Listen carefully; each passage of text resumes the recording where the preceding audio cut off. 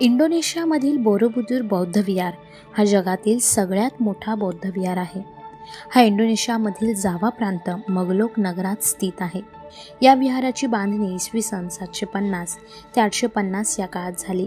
हा महायान बौद्ध विहार आहे. हा 9 मजली बौद्ध विहार सगळ्यांनाच आश्चर्यचकित करतो. हा बौद्ध विहार 6 चौकोर चबुतऱ्यांवर बनवण्यात आला आहे. याचा वरचा भाग हा गोलाकार आहे. 2672 शिलालेख आणि 504 बौद्ध प्रतिमांनी हा विहार सजवण्यात आलाय.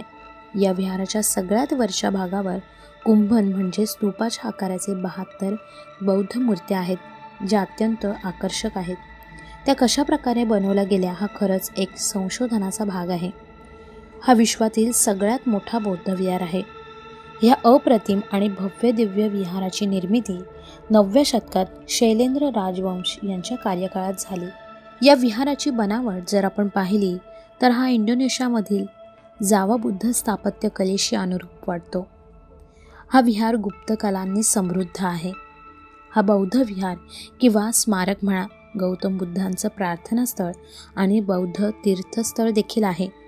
या तीर्थस्थळाची यात्रा स्मारकाच्या खालून आरंभित होते. याच्या वरच्या भागात ज्या 72 बौद्ध मूर्त्या कोरल्या आहेत त्या जाळीदार स्तूपांच्या आतमध्ये आहेत. बुद्धांची धम्मचक्र मुद्रा आपल्याला इथे पाहायला मिळते. ही मुद्रा गतिशील धम्मचक्राला दर्शवते. ही मुद्रा म्हणजेच सारनाथ येथे जे बुद्धांनी पहिले धम्मचक्र प्रवर्तन घडवले त्याचे प्रतीक म्हणून येथे ही मुद्रा पाहायला मिळते. बोरोबुदूर विहार हा एखाद्या स्तूपाप्रमाणे बनवण्यात आलाय. याचं स्वरूप पिरॅमिडशी प्रेरित आहे. याची बांधणी वर्गाकार आहे. याची प्रत्येक भुजा 118 मीटरची आहे. यात 9 मजले आहेत. खालची 6 मजले हे चौकोनी आणि वरचे 3 हे गोलाकार आहेत. सगळ्यात वरच्या भागात मोठ्या स्तूपाच्या भोवती घंटीच्या आकाराची 72 बौद्ध स्तूप आहेत, ज्याच्यात कोरीव काम करून आणि छेद करून त्या आतील भागात बौद्ध मूर्त्या अत्यंत सुंदर रीतीने ठेवण्यात आल्यात. यात जावा आणि भारतातील राजांनी बनवलेल्या वास्तुशिल्पांचं कोरीव कामही आपल्याला येथे पाहायला मिळतं.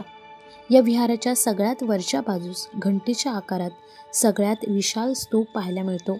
या स्तूपाच्या शिलापट्ट्यांवर बुद्धांच्या अनेक मूर्त्या कोरण्यात आल्या आहेत. या विहाराच्या पायऱ्या आजही व्यवस्थित आहेत. या विहाराच्या प्रत्येक ठिकाणी बुद्धांच्या आयुष्यातील प्रसंगे हे कोरीव करून ठेवले आहेत. हे विहार युनेस्को मार्फत वैश्विक हिरासत म्हणून घोषित करण्यात आला आहे. बोरोबुदूर स्तूपाची अर्थात विहाराची रचना ही अत्यंत पद्धतशीर करण्यात आली आहे. प्रत्येक दगडावर कोरीव काम करून एकमेकात अशा पद्धतीने रचले आहेत की त्या काळी हे कसं करण्यात आलं असा प्रश्न पडतो. ज्या काळी ह्या स्तूपाची रचना झाली त्या काळी कुठलीही सोयीसुविधा उपलब्ध नव्हती. हा 9 मजली बौद्ध विहार डोळे दिपवून टाकतो. या वास्तूवरची नजर हलत नाही अशा पद्धतीची रचना याची करण्यात आली आहे. बोरोबुदूर या शब्दाचा अर्थ असा होतो, बोरो म्हणजे मोठा आणि बुदूर म्हणजे बुद्ध म्हणजेच मोठे बुद्ध.